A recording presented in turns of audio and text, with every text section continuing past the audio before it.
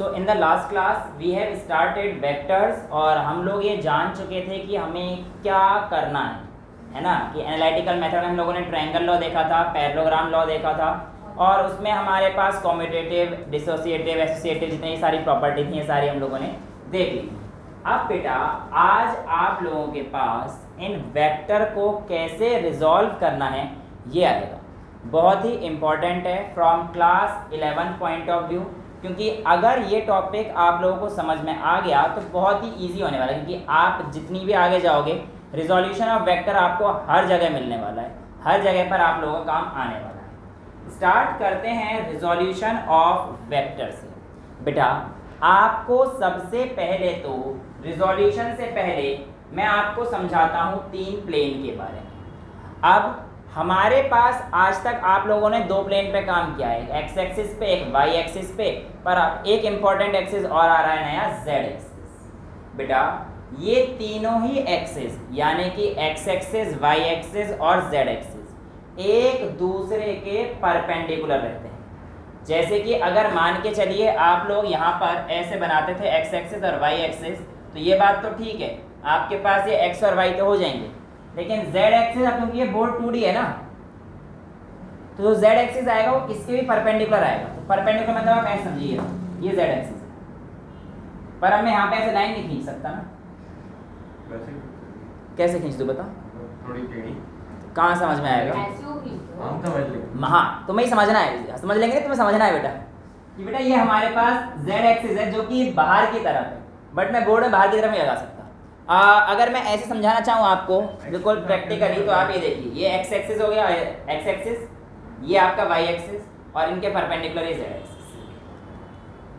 This is my x axis, this is my y axis and ये जो आपकी तरफ आ रहा है जेड एक्सिस, तो बेसिकली जेड वाई लाइन ये आपकी तरफ आ रहा है और साफ साफ दिखाई दे रहा है आपको कि यहाँ पर ये तीनों आपस में एक दूसरे के परपेंडिकुलर, राइट। एक एंगल यहाँ पे बन रहा है, एक एंगल यहाँ पर बन रहा है और एक एंगल ये बन रहा है। ये तीनों आपस में 90 डिग्री के एंगल बनाई दे रहे हैं, दिखाई दे रहे हैं साफ साफ। यहाँ पर आज हम लोग बेटा अपने इन्हीं वेक्टर रिजोल्यूशन को कैसे रिजॉल्व करना है इन चीज़ के बारे में जानें। सबसे पहले तो आप लोगों के जैसे अगर स्कूल वगैरह में हो गया हो अगर ये चैप्टर वेक्टर, तो आप लोगों ने देखा होगा जिधर थीटा उधर कॉस रखिए, उसके अपोजिट में साइन रखिए, लेकिन वो एक्चुअल में आता कहाँ से? यहीं से आता है, रिजोल्यूशन ऑफ वेक्टर टॉपिक से ही आता है। और ये बहुत ही एक छोटा सा आसान सा but important topic. Resolution of vector पहले मैं आप लोगों को 2D में कराता हूँ, फिर उसके बाद हम लोग 3D में चलते हैं। हालांकि कहानी सेम रहेगी, बस जब 2D है तो एक्स और वाई प्लेन आ जाएगा और जब 3D है तो क्या आ जाएगा इसमें? जेड प्लेन का इंट्रोडक्शन भी हो जाएगा, राइट। पहले मैं 2D में वही अपना नॉर्मल वाला केस लेता हूँ बेटा कि ये मेरे पास एक्स एक्सिस है, ये मेरे पास वाई एक्सिस है। अब मैं एक ऑब्जेक्ट को यहाँ से डिस्प्लेस कर देता हूँ जो कि मान के चलिए यहाँ से यहाँ पर है, इस पॉइंट P पर है, राइट। अब इस पॉइंट P पर बेटा इसकी डायरेक्शन क्या है अगर मैं बोलूँ तो आप नहीं बता सकते। रीजन? क्योंकि बेटा इसकी इस पर इस x कोऑर्डिनेट के हिसाब से भी कोई डायरेक्शन है और इसकी इस पोजीशन पर y कोऑर्डिनेट के हिसाब से भी कोई ना कोई डायरेक्शन है, या फिर इस पॉइंट पर x के हिसाब से भी कोई ना कोई पोजीशन है और इस पॉइंट पर y के हिसाब से भी कोई ना कोई पोजीशन है। अब मैं 4 मीटर थोड़ी बोल सकता हूँ कि ये 4 मीटर की दूरी यहाँ से यहाँ तक 4 मीटर गया तो 4 मीटर ही होगा, नहीं। नेट वैल्यू अब मुझे पता ही नहीं है ना, x एक्सिस में y एक्सिस में। तो ऐसे केस को सॉल्व करने के लिए आपके पास आपका आता है resolution of vector. Let's say कि आपके पास ये OP एक वेक्टर है जिसको हमने क्या नाम दे दिया? OP vector, right. और मान के चलाता हूं let this be A vector बोल दो, नेट वैल्यू आप बोल दो A, राइट। अब मैंने मान के चला कि ये x एक्सिस के साथ कोई थीटा एंगल बना रहा है, एनी एंगल, थीटा हो, अल्फा हो, बीटा हो, गामा हो, जो भी तुम्हें बनाना हो, मुझे कोई दिक्कत नहीं। तो मैंने मान के चल लिया कि ये एंगल हमारे पास क्या है? Theta, right. एक काम कीजिए, इस लाइन से ऐसे एक लाइन परपेंडिकुलर ड्रॉ कर दीजिए और इस लाइन को भी जोड़ दीजिए बेटा, तो आपको कुछ ना कुछ पैरेललोग्राम या स्क्वायर आपको दिख जाएगा। हाफ बेस इनटू हाइट भी लगाना आप सरकार के 9th क्लास में ही लगाओगे। तो अब थोड़ा सा बड़े हो गए हैं, अब देखते हैं हमें करना क्या है। राइट, यहाँ पर बेटा मेरे पास ये 90 डिग्री का दिख रहा है, तो ये मेरे पास क्या है, ये मेरे पास क्या है परपेंडिकुलर, और ये मेरे पास बेस है। राइट, अब मेरे पास इस x की पोजीशन इस तरफ जो जाएगा ये x एक्सिस में है, और y की तरफ जो जाएगा ये y एक्सिस में। राइट, अब x की तरफ वाली वैल्यू कितनी आएगी आइए देख लेते हैं। इस ट्रायंगल में बेस निकालने के लिए आप cos थीटा का इस्तेमाल कर सकते हैं। तो cos थीटा के लिए आपकी वैल्यू क्या होती है बेटा, बेस अपॉन में हाइपो, और मैं बेस को मान लेता हूं b, लेट्स से अपॉन में हाइपो की वैल्यू आई है आपके पास a। तो आपके पास ये जो बेस आएगा बेटा यहां तक का, ये हमारे पास क्या आ जाएगा, b is equals to a cos theta, यानी कि ये वाली जो लाइन आई है ये हमारे पास क्या आएगी, a cos थीटा। यहां से आपके पास आती है। तो जब भी आप किसी कंपोनेंट को रिजॉल्व करेंगे तो आपके पास जो बेस वाला आएगा, यानी कि जिसके साथ थीटा होगा वो cos आएगा। ये बात सत्य है, लेकिन आया कैसे ये आपको पता रहना चाहिए, क्योंकि आप बिना इसके इस पॉइंट को नहीं निकाल सकते। हाँ, अभी इस पॉइंट की पोजीशन, डायरेक्शन, आपको सब चीज़ निकालनी पड़ेंगी। तो आपको सारी चीज़ें अभी धीरे धीरे जैसे हम लोग आगे बढ़ेंगे तो आपको समझ में आएगा। राइट, अब मैंने कहा कि इस y एक्सिस पे भैया कितना बनेगा, अब थीटा तो इधर बना रहा था, तो इधर तो कुछ है ही नहीं भाई, तो क्या बोलूँ बेटा, जितना इधर जहाँ पे भी cos हो उसके अपोजिट में हमेशा साइन होगा। ये तरीका हो गया, ठीक है क्या, ऐसा ठीक है नहीं है, इसके पीछे भी एक लॉजिक है।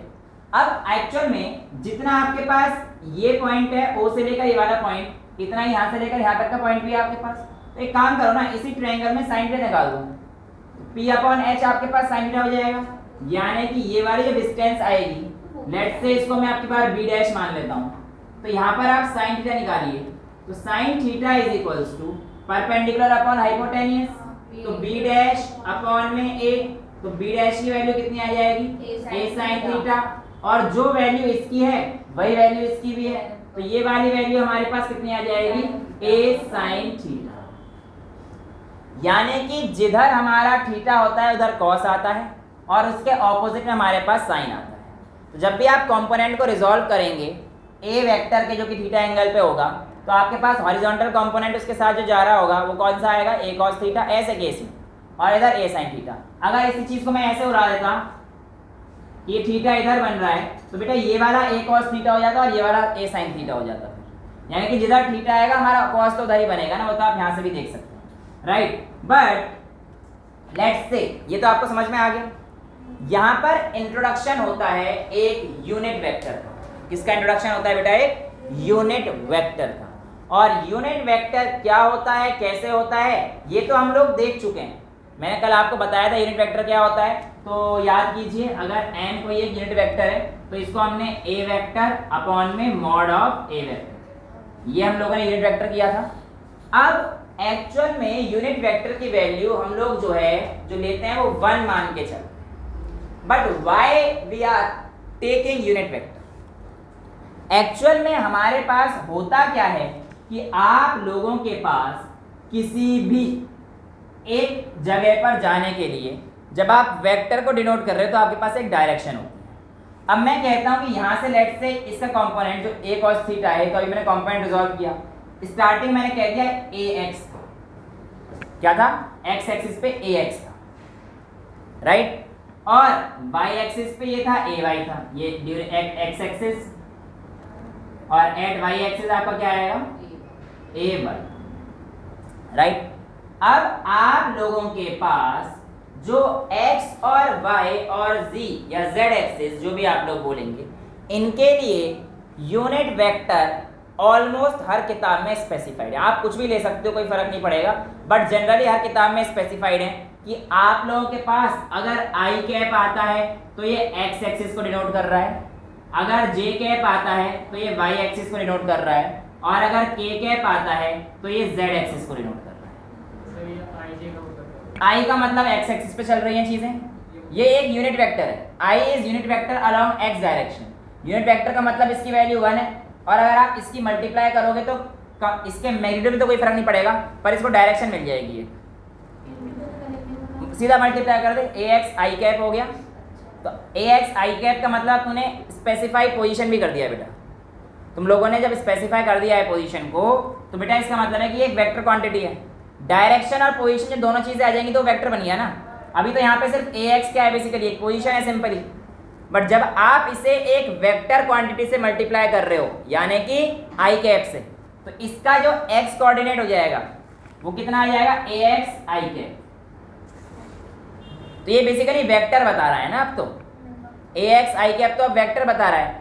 सिमिलरली वाई की जगह क्या आ जाएगा, ए वाई जे कैप। और जब तीसरा करेंगे तो ए वाई ए जेड के कैप आ जाएगा, राइट। अब हमारे पास जो ए एक्स की वैल्यू आई है वो कितनी आई है बेटा, ए एक्स की ए कॉस, ये ए एक्स की तो वैल्यू है, तो आप कह सकते हो a x is equals to a cos theta, right. और a y is equals to a sine theta, यही तो है आपके पास, राइट। ये ए एक्स था, ये ए वाई था, कह सकते हो। अब अगर मैं कहता हूं कि इसकी वैल्यू जो ए वेक्टर की है, जो आपने कल ट्रायंगल लॉ पढ़ा था, तो आप ये भी तो कह सकते हो a vector is equals to this plus this. तो आप कह लीजिए a vector is equals to a x plus a y. Resultant column में यही तो पढ़ा था, याद है। लेकिन जब हमारे पास ये 90 डिग्री पे थे तो हमारे पास वैल्यू क्या आई थी, under root a square plus b square, right. तो आप उसका इस्तेमाल कीजिए और यहाँ से आप a x plus a y का बेसिकली स्क्वायर हम लोग कर सकते हैं। तो मेरे पास यहाँ पर आएगा a x square plus a y square, ऐसे कर लो, a x square plus a y square is equals to क्या आ जाएगा बेटा हमारे पास, a square cos square theta plus a square sine square theta.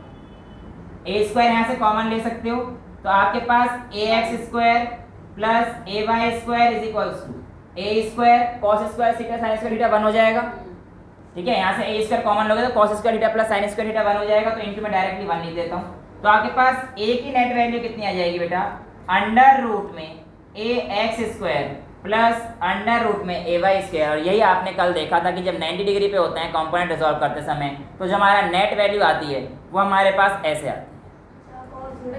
हाँ, जो आप लोगों को cos 0 90 वो वाले केस आए थे। तो यहाँ पर भी ये बताना चाह रहा है कि अगर आपके पास चीज़ें कुछ इस तरीके से दे दी जाएं कि आप लोगों के पास वैल्यू इस तरीके से आती है, यहाँ पे आपको कंपोनेंट रिजॉल्व करने पड़ेंगे। तो कंपोनेंट रिजॉल्व करते समय ये क्या है, बेसिकली इसका मैग्नीट्यूड आया। ये क्या है बेटा, ए का मैग्नीट्यूड आया। हाँ, मोड का मतलब मोड में जब आप रखते हो चीज़ें प्लस में आती हैं सिर्फ और सिर्फ, और उसका मैग्नीट्यूड वैल्यू है सर। तो अगर आपसे बोले कोई वेक्टर परपेंडिकुलर है तो आपको मैग्नीट्यूड कैसे निकालना है, सिंपल उसका एडिशन कर दीजिए, रूट में एडिशन कर दीजिए। अब चाहे जेड एक्सिस में भी होगा तो क्या आ जाएगा, ए x square plus a y square plus A Z square आ जाएगा, ठीक है। उसको भी अभी लोग करेंगे, 3D में भी करेंगे। तो ये आपके पास कंपोनेंट रिजॉल्व करना आ गया, ए कॉस थीटा ए साइन थीटा आप इधर लेंगे, और आपके पास ए की नेट वैल्यू आप लोगों के पास ये आएगी, राइट। अगर हम लोग बात करते हैं इसमें कि हमारे पास जो नेट वैल्यू आती है डायरेक्शन की, तो आप लोगों को मैंने बताया था बेसिकली हम लोग कैसे निकालते हैं। तो उसके लिए आप लोगों को याद है tan थीटा आया था, है ना। तो बेसिकली परपेंडिकुलर अपॉन बेस अगर हम लोग करते हैं तो basically sine theta upon cos theta, तो tan थीटा आ जाता है। देखो ना, इसके डायरेक्शन के लिए हम लोग बात करेंगे तो क्या आएगा, परपेंडिकुलर अपॉन बेस अगर मैं करता हूँ तो यहाँ पर मेरे पास क्या है, a साइन थीटा परपेंडिकुलर है, और बेस क्या है हमारे पास, a कॉस थीटा। तो ये बेसिकली क्या बन जाएगा, tan थीटा। तो आप डायरेक्शन के लिए हमेशा किसका इस्तेमाल करेंगे, tan थीटा, वो भी यहीं से आता है।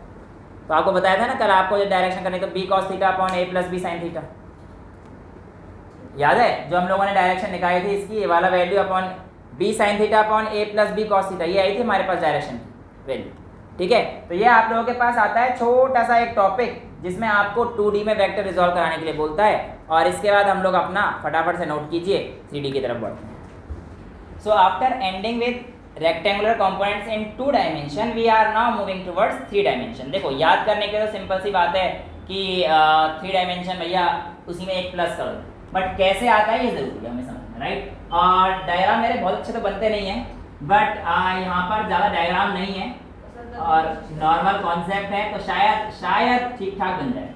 तो यहाँ से हम लोग ये कोशिश कर सकते हैं। तो यहाँ पर भी वही कहानी है। बेसिकली ये एक्सिस यहाँ पर है, आप समझ चुके हैं, ये तो मैं आपको बता चुका हूँ, राइट। अब यहाँ से कोई पोजीशन है, मान के चलो यहाँ पर है कोई है, यानी कि 3D में है, तो यहाँ से भी देखो ये कहीं यहाँ पर होगी, इस एक्सिस से भी यहाँ पर है और इस एक्सिस से भी कहीं दूरी पर है। यानी कि अगर मैं इस एक्स एक्सिस से देखूंगा तो ये वाला पॉइंट यहाँ पर पड़ा हुआ है, इस जेड एक्सिस से पॉइंट देखूंगा तो यहाँ पर है, और इसके देखूंगा तो मत चेंज हो रहा है ना, हर किसी के साथ अलग अलग एंगल बना रहा है, हर किसी के साथ अलग अलग चीज दिखा रहा है कि 3D में है इस बार। यहाँ पर अगर मैं लटका दिया तो भैया ये तो हर किसी के साथ अलग अलग एंगल बना रहा है ना ओरिजिन के साथ, राइट। तो अब होता क्या है कि लेट्स से ये आपके पास फिर से वही कहानी ए वेक्टर, लेट्स से ये आपके पास ए वेक्टर, भैया भगवान के लिए कंफ्यूज होता ना कि लाइन बिल्कुल ऐसे आ रही है, ये जेड वेक्टर अलग चीज है। मैंने क्या बोला कि वो पोजीशन है, मेरे से ज्यादा डायग्राम बनेंगे नहीं, समझ लें, ठीक है। ये जेड एक्सिस है, ये इधर जो लंबी जाएगी ये आपकी एक्स एक्सिस, और ये जो इधर जाएगी आपके पास y axis. X y z आप कोई सा भी अपनी मर्जी से चुन लेना, मुझे कोई दिक्कत नहीं, राइट। ऐसा करते हैं, इसका प्रोजेक्शन थोड़ा सा लंबा कर देते हैं और इधर उधर इससे कुछ फिगर बनाते हैं। ये इधर गया और इसका फिगर बना लीजिए ऐसे, इसको इस लाइन पे काटिए, तो यहाँ जितनी वैल्यू ये आएगी ना इतनी वैल्यू इधर भी बना लीजिए, ठीक है। क्या मतलब तो ये वाली जो वैल्यू आएगी बेटा, इतनी वैल्यू आपके पास ये है, ठीक है। हाँ, अभी आपको क्या करना है कि यहाँ पर एक और लाइन खींचनी है, ठीक है, और इस लाइन को आप बेसिकली यहाँ पर जाएंगे। 3D चल रहा है ना, थोड़ा सा मुश्किल तो होगी। अच्छा, अब यहाँ से यहाँ तक की ये वाली जो लाइन है ये यहाँ तक की है, ठीक है। और इसके बाद हमारे पास ये वाली जो लाइन है इसके बराबर एक लाइन और आएगी, 3D बन जाएगा पूरा। हाँ जी बेटा 3D बनाएंगे, टेंशन क्यों बना रहे हैं? और उसके बाद ये वाली लाइन और जोड़ दीजिए और फिर ये लाइन यहाँ से आप फाइनल क्यूब जैसा है। बिल्कुल भैया, बिल्कुल क्यूब बनेगा। और अगर आप ध्यान से देख पा रहे हैं तो ये 3D फिगर है, क्यूबॉइड या क्यूब जो भी बना है तो ये हमारे पास 3D फिगर क्यूबॉइड बोले, क्यूब तो नहीं क्योंकि मैं सारी चीज़ें इक्वल नहीं लिया, इतना परफेक्शन डायग्राम में नहीं है, बट फिर भी आपको साफ साफ दिख रहा है कितना बढ़िया मैंने डायग्राम बना दिया। थैंक यू सो मच, बड़ी मुश्किल से डायग्राम बनता है। वेल अब यहाँ पर बेटा अगर हम लोग बात करते हैं तो मेरे पास ये एक वेक्टर था नॉर्मल वाला, लेट्स से ये O पॉइंट था और ये P पॉइंट था, राइट। अब एक्स एक्सिस के अलोंग मेरे पास कोई एक जाएगा, लेट्स से ये एक्स एक्सिस के साथ थीटा एंगल बना रहा है या अल्फा मान लेता हूं, राइट। यही जो लाइन है कौन सी वाली P, वाई एक्सिस के साथ लेट्स से बीटा एंगल बना रहा है, राइट। और यही जो P पॉइंट है ये Z एक्सिस के साथ ये वाला एंगल लेट्स से ये गामा बना रहा है। तो आप समझ पा रहे हो, इस पॉइंट पर यहाँ पर एक अल्फा एंगल भी है, इधर से एक बीटा एंगल भी है, उधर से एक गामा एंगल। तो एक्स एक्सिस का एंगल अलग है, वाई एक्सिस का एंगल अलग है और जेड एक्सिस का एंगल अलग है। तो एक्स वाई जेड तीन अलग अलग पॉइंट थे, ओ से लेकर पी तक, और ये वैल्यू आप लोगों के पास सामने आपकी आ चुकी है। यहाँ तक कोई डाउट नहीं है, ठीक है। अब बेटा आप लोगों को थोड़े मोटे कंस्ट्रक्शन करने पड़ेंगे। यहाँ से एक कंस्ट्रक्शन करना कि आप इसको यहाँ से ऐसे इस, ठीक है। अगर आप कहते हो कि इस OP वेक्टर की अगर मैं बात करता हूँ, किसकी बात करता हूँ, OP वेक्टर, तो मैं इस पॉइंट को T दे देता हूँ, इस पॉइंट को R दे देता हूँ, ठीक है। और भी बहुत सारे नाम भी चलते रहेंगे। अब हमारे पास इस पॉइंट को S दे दो। यहाँ पर OP वेक्टर की जो वैल्यू आएगी बेटा, ये मैं ऐसे कह सकता हूँ OT vector plus TP vector. भाई पैरेललोग्राम लॉ, ट्रायंगल लॉ नहीं तो पढ़ा है, ट्रायंगल लॉ में कि अगर तीन साइड हैं तो ये जो दो सेम साइड जा रही हैं OT और TP, इसका रिजल्टेंट हमारे पास ये आएगा। तो आप कह सकते हो कि सर आपके पास जो OP आया है ये आपके पास कैसे आएगा, OT vector plus TP vector, right right. अब यहाँ पर आपके पास एक चीज और आपको दिखाई दे रही होगी कि आप लोगों के पास अब एक्सिस कौन कौन से हैं और किस एक्सिस में क्या क्या कहानी हो रही है, ये भी आपको समझनी चाहिए, ठीक है। अब देखो बेटा, ये आप लोगों के पास एक्स एक्सिस है और ये अगर ए वेक्टर है तो इस पे आने वाला जो हमारे पास आएगा पोजीशन वो AX आई कैप, राइट। इस पे आने वाला जो पोजीशन है जो हमारे पास इस पॉइंट पर है यहाँ पर यहाँ से लेकर यहाँ तक का ये कितना आएगा ए वाई जे कैप वाई थोड़ा सा नीचे लिखना सब स्क्रिप्ट में, और यहाँ से लेकर यहाँ तक का जो पोजीशन है ये पोजीशन किसकी आएगी बेटा ए जेड के कैप, यानी कि इस बार हमारे पास जेड एक्सिस का इंट्रोडक्शन। जैसे हमारे पास पिछली बार दो थे ना बेटा हमारे पास एक्स और वाई, कोई अंतर थोड़ी है, इस बार हमारे पास 3 आ गए। यूज करना है ट्रायंगल लॉ और कुछ ज्यादा खास नहीं करना। अब एक्चुअल में यहाँ पर एक और वेक्टर आ रहा है, अगर आप ध्यान से देखेंगे ए एक्स के अलॉन्ग, मैं ये वाला पॉइंट उठा लेता हूँ और लेट्स से इसको क्यू नाम दे दूँ, क्यू मैंने नाम दे दिया राइट। अब इस वाले ट्रायंगल में अगर मैं देखता हूँ तो this O R is equals to Q T है, बट इसमें अगर आप ओ टी को देखेंगे ये रिजल्टेंट है किसका, इसका और इसका। ये हम लोगों ने कल की क्लास में देखा था कि भैया जो आपके पास रिजल्टेंट आता है ए वेक्टर और B vector resultant C vector, याद आया पैरेललोग्राम लॉ। पैरेललोग्राम लॉ में हमारे पास ऐसा था ना ए वेक्टर और बी वेक्टर है तो रिजल्टेंट हमारे पास ये आया था सी वेक्टर। यहाँ पर भी तो ये हो रहा है, ये ए वेक्टर है, ये बी वेक्टर है और ये सी वेक्टर है, तो you can write O T as O Q, ओहो क्यू नहीं ओ क्यू, और दूसरा कौन सा है बेटा O R, OT equal to हाँ ये ओ टी की वैल्यू मैंने डाल दी, प्लस टी पी वेक्टर जो नॉर्मल था वो तो हमारे पास चल ही रहा है, उससे हमें कोई मतलब नहीं। अब एक्चुअल में आप लोग अगर ध्यान से देख पा रहे हैं तो एक चीज आपको मिल जाएगी, बहुत सिंपल सी चीज। देखिए ओपी वेक्टर आपके पास ए वेक्टर के इक्वल था, सबसे पहले हम लोगों ने ए वेक्टर ही उठाया था, तो आप ओपी की जगह लिख दीजिए ए वेक्टर, ये किसके इक्वल है ओ क्यू, पकड़ना जरा इस लाइन को ओ क्यू, इस पे ए की पोजीशन क्या आई थी ए एक्स आई कैप, प्लस ओ आर को पकड़ना बेटा ओ आर, क्या आ रही है इस पोजीशन पे हमारे पास ए वाई ए जेड के कैप, ए जेड के कैप जेड एक्सिस पे है ना, तो हमारे पास क्या आ रही है ए जेड के कैप, और टीपी को पकड़ना बेटा। एक्चुअल में जो आपका टीपी है यहाँ से तो आपको कुछ नहीं दिख रहा, बट ये टीपी बिल्कुल इक्वल है ओ एस के, देख पा रहे हैं आप, जो आपका टीपी है ये इसके इक्वल है, तो ये आपके पास क्या आ रहा है ए वाई जे के।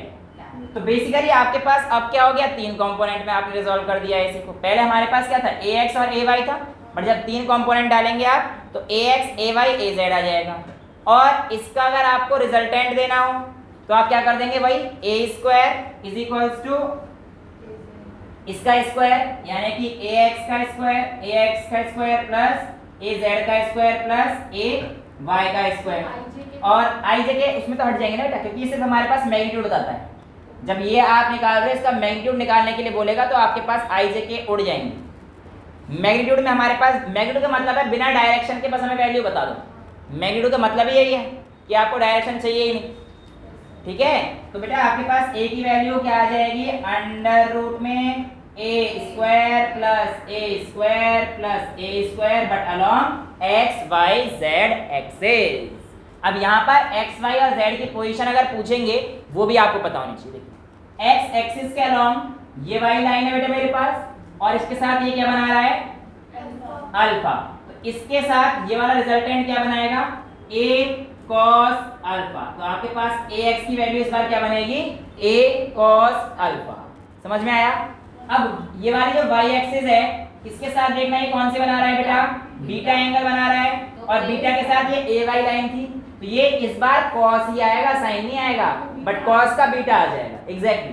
तो आपके पास ए वाई की वैल्यू कितनी आ जाएगी ए cos बीटा, और ए जेड आपके पास देखो ये रिजल्टेंट था, और इसके साथ ये हमारे पास तुम्हें दिख रहा है बहुत बड़ा एंगल है, पर ये बहुत बड़ा एंगल नहीं है। ये देखो ना यहाँ पे अगर कोई चीज रखी हुई है तो ये वाला एंगल है बस, ये समझ पा रहे हो। अगर यहाँ पर ये है और यहाँ पर मेरा एक पोजीशन है, तो ये वाला जो एंगल बन रहा है बेसिकली ये है, ये वाला अल्फा, ये वाला बीटा, और ये वाला जो आपके सामने आ रहा है ये वाला गामा, ठीक है। तो आपके पास ए जेड की वैल्यू कितनी आ जाएगी बेटा ए cos gamma. This is how you solve your component in 3D। कोई बड़ी चीज थोड़ी है। तो आपके पास अगर रिजल्टेंट पूछता है तो ऐसे कर दीजिएगा, ये वैल्यू आपसे पूछेगा तो ये हो जाएंगी, और नॉर्मल पैरेललोग्राम लॉ और ट्रायंगल लॉ का इस्तेमाल करके आप आराम से इसको सॉल्व कर सकते हैं। That is how you solve your component in 3D, ठीक है। आई जे और के 3 चीज समझ में आ गई। कब लगाते हैं जब एक्स एक्सिस में तो आई कैप, वाई एक्सिस में जे कैप, और जेड एक्सिस में तो के कैप। इतना सी सिंपल सी कहानी है, ये आपको याद रखनी है बस। इसे नोट कीजिए, फिर आगे चलते हैं आज मल्टीप्लिकेशन। अब बेटा हमारे पास जो अगला टॉपिक है, अगर हम लोग उसकी बात करते हैं तो पहले इसी जो टॉपिक में थोड़ा सा एक छोटी सी चीज रह गई है। जैसे मैं आपसे कहता हूँ, अब मुझे बताओ यूनिट वेक्टर ऑफ ए कैसे लिखोगे आप? यूनिट वेक्टर ऑफ ए, तो हाँ बेटा ए में कैप तो लगा दो, इसको सॉल्व नहीं तो करना है। ये ए कैप, अब इसका यूनिट वेक्टर जो है इसकी वैल्यू भी तो आएगी ना बेटा, ए वेक्टर अपॉन में mod of A, mod of A vector लिख लो।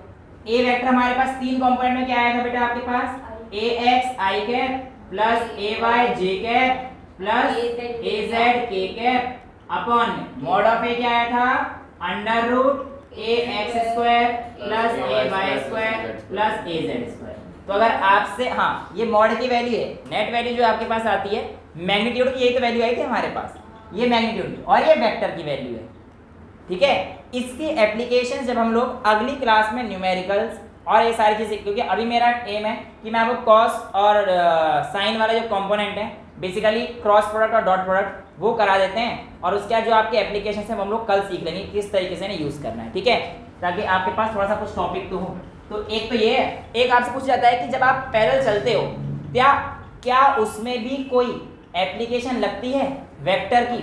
जी हाँ लगेगी। अब जो बच्चे सिर्फ कैमरा में देख रहे हैं उनको तो नहीं दिख पाएगा, जो बच्चे वीडियो में, पर जो बच्चे यहाँ पे फिजिकली प्रेजेंट हैं उनको एक एंगल दिखेगा, बेसिकली मैं बोर्ड पे दिखा दूंगा, पर आप ध्यान से देखिए।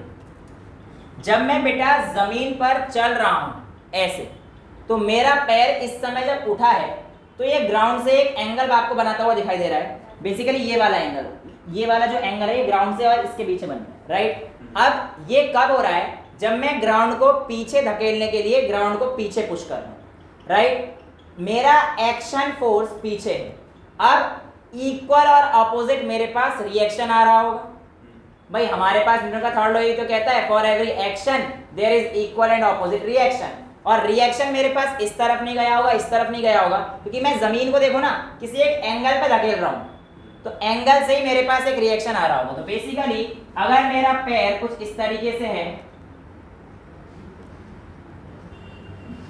जमीन से किसी एंगल पर, पैर भी उल्टा बन गया, आप कैसे बनाओ यार? उंगलियां नीचे आएंगी ना, उंगलियां नीचे आएंगी, नीचे ऐसे, और कैसे बनाओ भाई? अब राइट साइड डायग्राम बड़े गंदे हैं, मेरी बात समझ लो कि बेसिकली ये एंगल बन रहा था भाई अब सीधी बात है ना, एंगल ये बन रहा था मेरा जमीन से, राइट। तो बेसिकली ये मेरा पैर जो उठा हुआ है, इस लाइन पे उठा हुआ, तो ये मैं तो एक्शन तो नीचे लगा रहा था, मैं तो नीचे लगा रहा था, तो बेसिकली जमीन का ये वाला जो फोर्स है ये क्या है, रिएक्शन फोर्स, ये जमीन ने जो रिएक्शन फोर्स लगाया। लेकिन जो मेरा पैर ग्राउंड के साथ एक्शन लगा रहा था वो इधर लगा रहा था, माय फुट वाज देयर। अरे लगा लेना यार अपने हिसाब से जो एंगल बनेगा, अब नहीं बन पा रहा ना मेरे से वो, तुम समझ तो रहे हो कहानी, देख तो रहे हो ना वो। नेक्स्ट से कि ये ग्राउंड के साथ थीटा एंगल बना रहा था, मेरा पैर ग्राउंड के साथ अगर थीटा एंगल बना रहा था, राइट।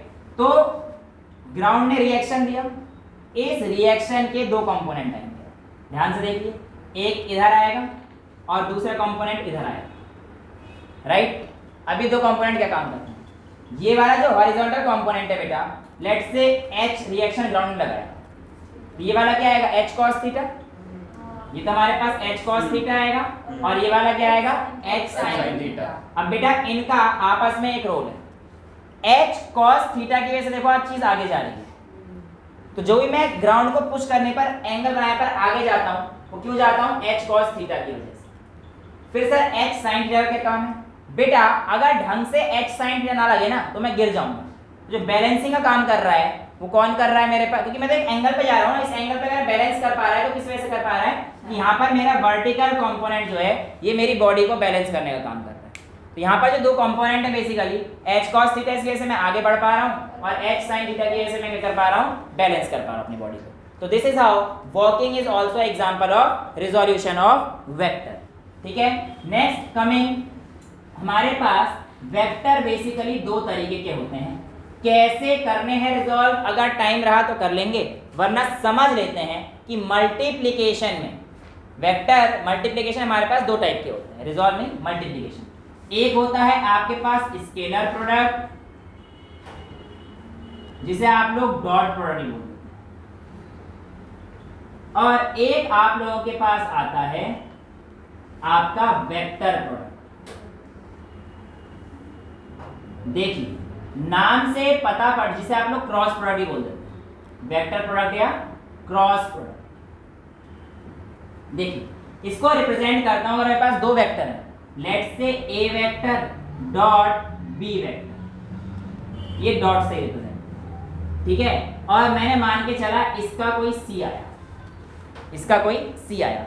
याद रखिएगा दो वेक्टर का प्रोडक्ट हमेशा स्केलर आएगा, हमेशा क्या आएगा, स्केलर आएगा। हाँ, अगर डॉट है, डॉट प्रोडक्ट है, तो दो वेक्टर का जो रिजल्टेंट आएगा वो हमारे पास हमेशा क्या आएगा, स्केलर। लेकिन वेक्टर के केस में हमारे पास कहानी अलग हो जाएगी। वेक्टर केस में हमारे पास क्या है बेटा, ए क्रॉस बी, क्या है बेटा, ए क्रॉस बी, क्या बेटा, नहीं मल्टीप्लाई नहीं कर रहा ना, कि अंतर आपको समझ में आएगा। ये क्लास 9 तक था कि डॉट और क्रॉस दोनों चीज बना दो चल जाएगा, बट ये अलग है। अभी थोड़ा सा आगे थोड़ी देर रुकिए, 10 मिनट रुकिए और आपके सारे डाउट्स आपके क्लियर हो जाएंगे। अब यहाँ पर आपके पास ए क्रॉस बी आएगा, तो ये क्रॉस प्रोडक्ट का जो वैल्यू आएगी हमेशा सी वेक्टर ही आएगा। एक चीज इंपॉर्टेंट याद रखना, जो आपके पास सी वेक्टर आएगा,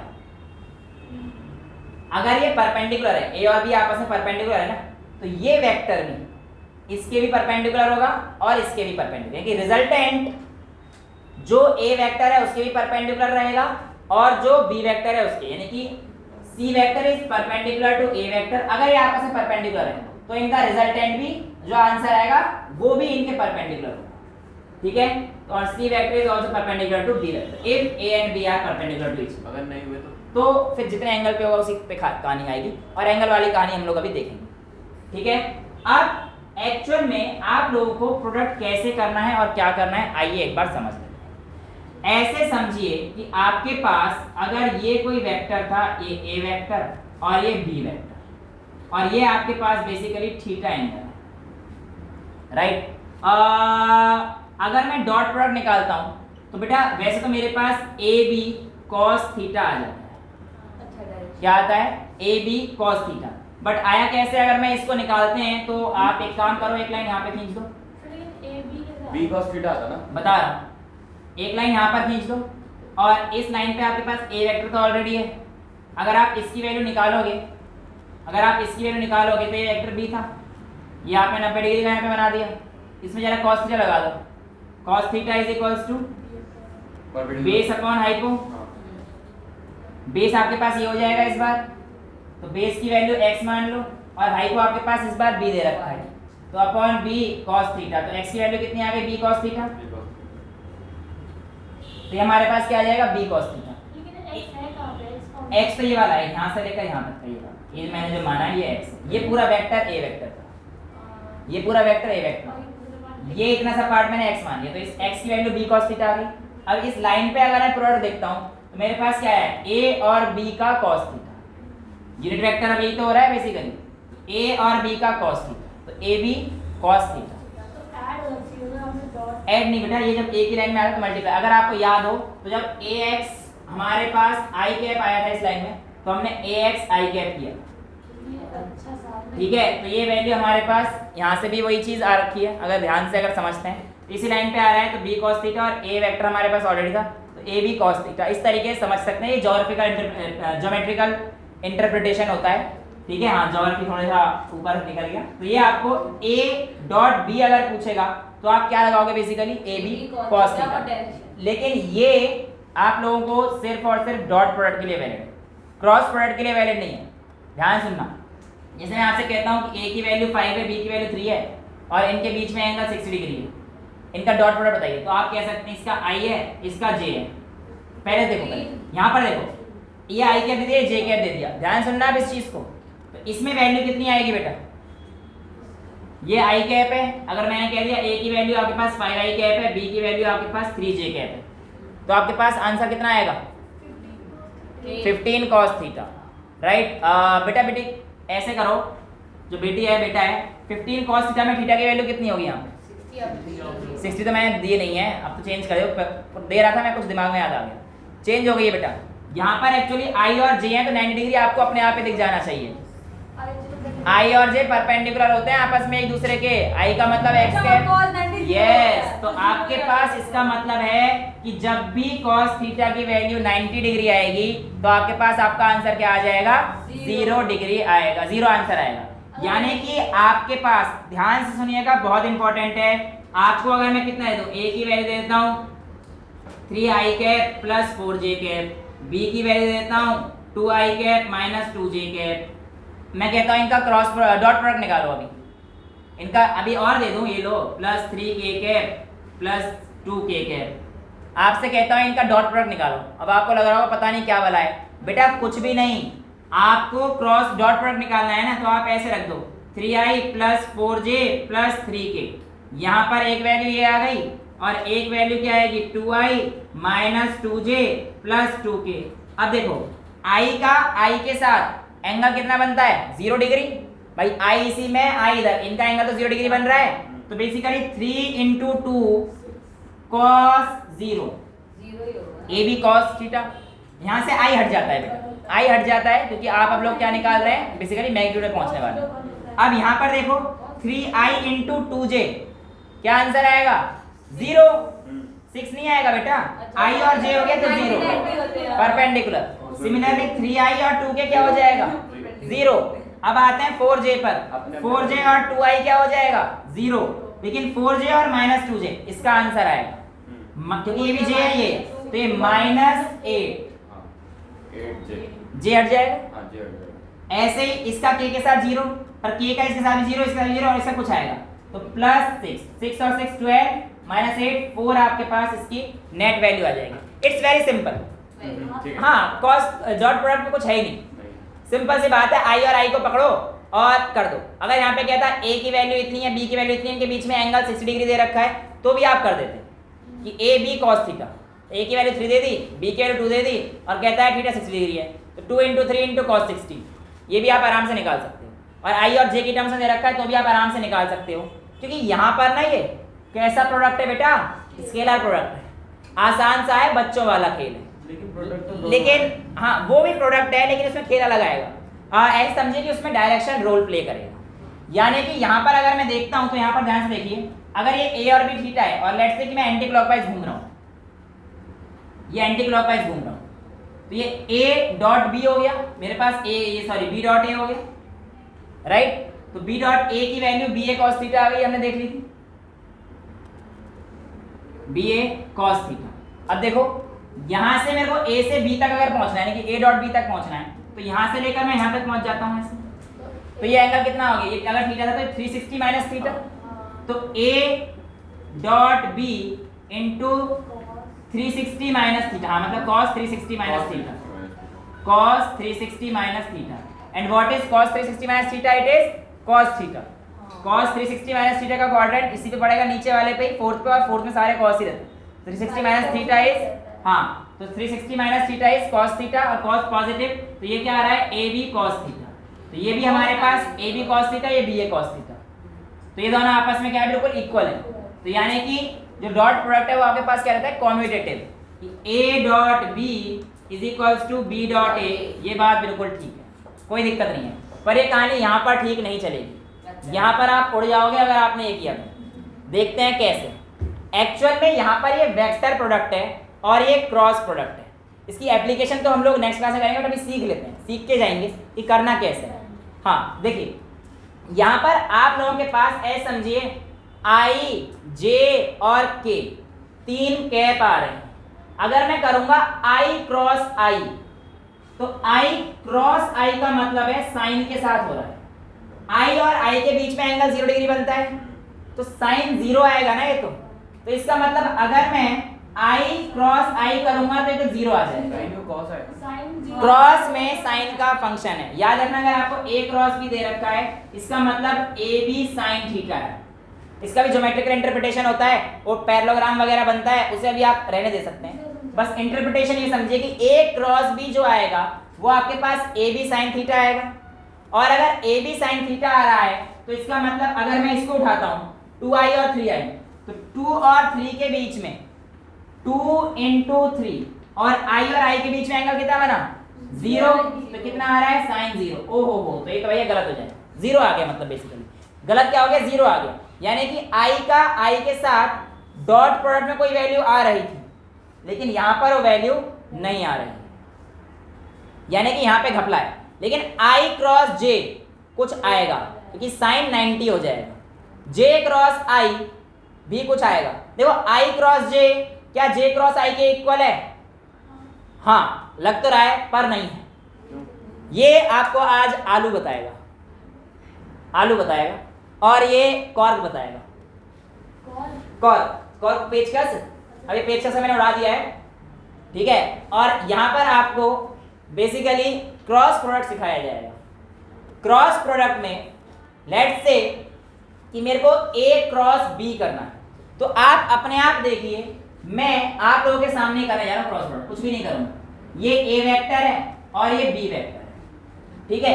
ए से बी की तरफ जा रहा हूं तो ये मेरा एंटी क्लॉकवाइज है, और बी से ए की तरफ जाऊंगा तो ये मेरा क्लॉकवाइज होगा। तो देखो ए क्रॉस बी तो इधर आएगा, और बी क्रॉस ए जाऊंगा तो मेरे पास ये एंटी क्लॉकवाइज होगा।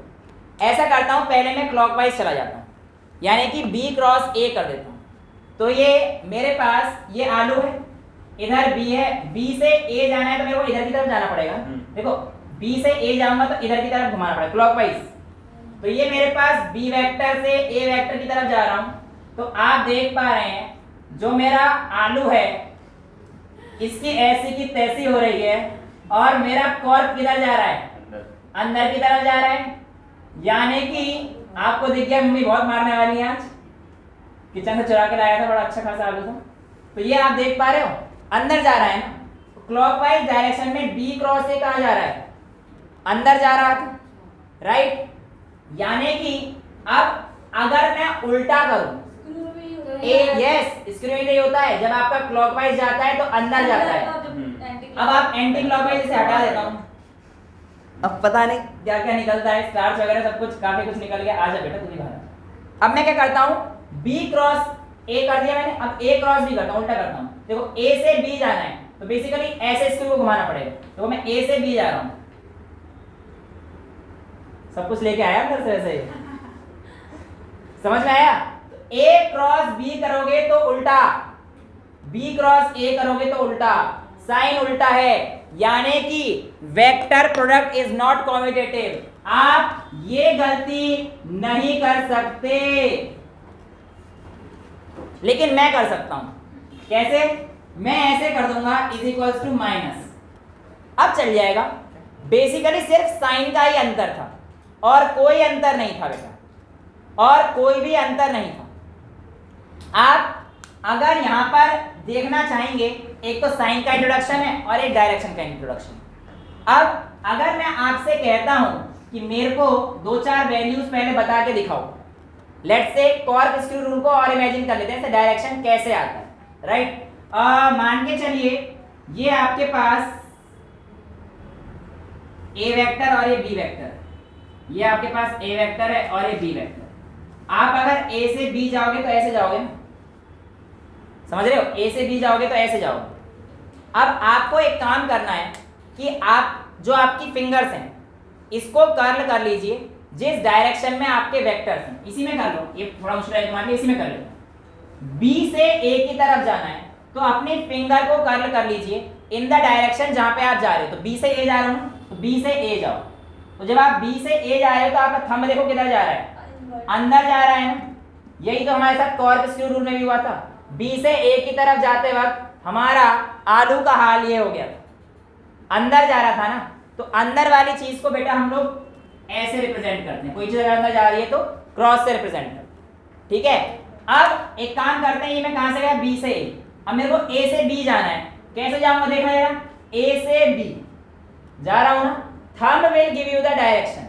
तो ए से बी जब आप आ रहे हो तो आपका थंब किधर है, बाहर, यानी कि आपके पास जो नेट वैल्यू आ रही है, डायरेक्शन आ रही है, वो क्या है, आउटवर्ड। और ये देखो ए से बी से ए की तरफ इनवर्ड और ए से बी की तरफ आउटवर्ड। तो चाहे आप कॉर्क स्क्रू रूल लगा लो या आपके पाम रूल लगा लो, फिंगर और थंब रूल लगा लो, या मिडिल फिंगर वगैरह जो भी चीजें हैं, मतलब फ्लेमिंग लेफ्ट हैंड रूल वगैरह। ज्यादा अश्लील बातें ना करा करो, मेरे दिमाग में आ जाती हैं तो बस।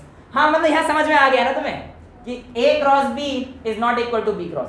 क्यों? क्योंकि अगर मैं यहाँ पे a क्रॉस b करता हूँ बाहर, देखो ना ये अगर z एक्सिस है तो a क्रॉस b अगर z एक्सिस पे है तो b cross b minus z axis पे है। इसके ऑपोजिट में हमारे पास प्लस और माइनस का खेल है, राइट? यहां तक आप लोगों को समझ में आ गया कि why it is not commutative, क्योंकि हमारे पास a cross b is equals to minus of b cross, ये चल जाएगा, राइट? अब यहां पर आप लोगों को यही चीज दे देता हूं, इसका आपको क्रॉस प्रोडक्ट करना है। देखो क्रॉस प्रोडक्ट के लिए बहुत लंबी टेबल बन जाएगी, मैं आप लोगों को एक ऐसा तरीका बताऊंगा जिसकी वजह से आप कहीं भूलोगे नहीं। और एक चीज और सुनना इसमें कि i और j का जो रिजल्टेंट है वो k में आएगा, यानी कि आप x और y प्लेन में किसी चीज को लोगे तो उसका डायरेक्शन किधर जाएगी? k की तरफ। x y प्लेन की z में जाएगी, z और x की y में जाएगी, y और x की z में चली जाएगी। लेकिन इसमें भी याद रखना कि आप i और j करोगे तो प्लस z में जाएगी, बट आपने j और i कर दिया तो आपकी माइनस z में चली जाएगी। कैसे? इसको याद रखने का बहुत ही सिंपल सा ट्रिक है, ये देखो, ये बना लो एक सर्कल, ठीक है? यहां पे घूमना शुरू कर दो एंटी क्लॉकवाइज। कैसे घूम रहे हो? Anti clockwise. यहां पे लिखो i, यहां पर लिखो j और यहां पर लिखो k। एंटी क्लॉकवाइज नेगेटिव होगी, क्लॉकवाइज। अब यहां पर देखो, जब आप ऐसे जाओगे यानी कि i क्रॉस j करोगे, क्या करोगे?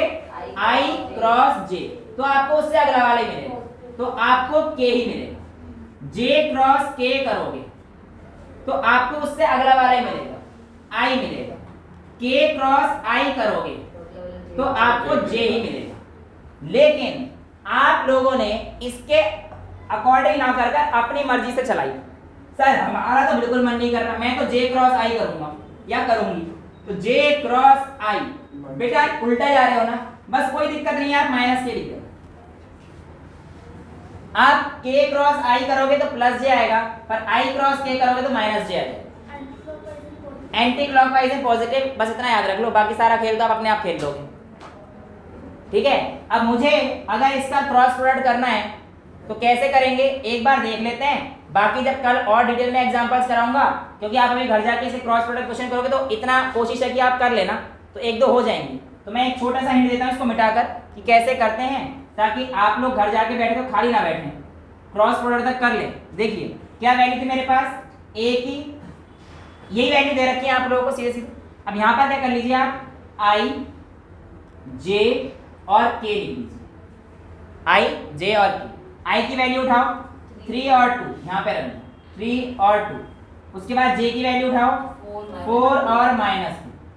k की वैल्यू उठाओ 3 और 2, राइट? यहां तक कोई दिक्कत नहीं होनी चाहिए। अब आप लोगों को क्या करना है कि इनकी पोजीशन नहीं छेड़ सकते आप, अगर छेड़ोगे तो सावधान रहें। k पहले देखो i और j को क्रॉस करते हैं, i और j को देखो ऐसे बनाओ, ये ऐसे और ऐसे, ठीक है? अब ये क्या आ रहा है? 3 इंटू 2, तो यहाँ पे लिखो -6, इसके बीच में लगा दो एक माइनस, ब्रैकेट 2 इंटू 4 8। अब ये आपने किसका किया है? i और j का किया है, तो आपको रिजल्टेंट क्या मिलने वाला है? k कैप मिलने वाला है। तो आप यहाँ पर k कैप, यानी कि जो वैल्यू आएगी किसकी आने वाली है हमारे पास? k कैप की। तो k कैप की टर्म से वैल्यू कितनी आ जाएगी? -14। क्या था ये गोल? ये बस घूमना है तेरे को ऐसे, क्रॉस मल्टीप्लिकेशन या अच्छा क्रॉस मल्टीप्लिकेशन करनी है इसकी इसमें, और यहाँ से जाते हैं माइनस लगाना है। तो यहाँ से यहाँ पे गए -6, फिर बीच में माइनस लगाना है, और उसके बाद 2 इंटू 4 किया तो -6। हाँ माइनस करते हैं। अब क्यों आएगा तो पूरी टेबल बना दूंगा, क्लास का पूछ लेना। हाँ नहीं बेटा, यहाँ पे हमने i और j के बीच में किया है ना, देखो आप i क्रॉस j तो k ही आया, पॉजिटिव k ही आया। ये नेट वैल्यू नेगेटिव आई है, इससे कोई मतलब नहीं, पर k की डायरेक्शन हमारी पॉजिटिव आई है, राइट? अगर मैं j क्रॉस i करता यानी कि ऐसे करता तो मेरी नेगेटिव आता, यानी कि मैं अगर इसको ऐसे चलाता तो बेटा मेरी नेगेटिव है, 4 इंटू 2 -6, तो यहाँ पे वैल्यू फिर +14 k कैप बन जाता, ठीक है? तो ये वैल्यू अभी देखते हैं आगे एक और। ये देखो अब मेरे को चाहिए j क्रॉस k करके देखता हूँ। देखो j क्रॉस k करने पर क्या आ रहा है? तो यहाँ पे प्लस लगा दो, जे क्रॉस के करो, देखो 4 2 जा 8 माइनस 6 -2 -3 -6 हो जाएगा। ये क्या किया है मैंने, जे क्रॉस के, तो देखो जे क्रॉस से क्या मिलेगा मुझे, पॉजिटिव आई के, राइट। तो ये वैल्यू हमारे पास क्या आ जाएगी बेटा, 14 आई कैप। तो यहाँ पे लिख दूं मैं -14 के कैप प्लस 14 आई कैप। दरअसल ये मुद्दा यहाँ तक तो ठीक रहता है, बट जो आपके पास वैल्यू गड़बड़ करती है वो हमारे किसकी वैल्यू चाहिए, अभी जे की वैल्यू चाहिए, और जे की वैल्यू के लिए हमें क्या चाहिए, के और आई चाहिए, राइट। बट अगर यहाँ पे करूंगा ऐसे तो बेटा मेरे पास आई क्रॉस के हो जाएगा। देखो ना, अगर मैं इस वैल्यू को यहाँ पे रखता हूँ और मैं ऐसे करने की कोशिश करूँ आई और के को, तभी तो जे मिलेगा मेरे को। जे कब मिलेगा, जब मैं आई और के की मल्टीप्लाई करूंगा।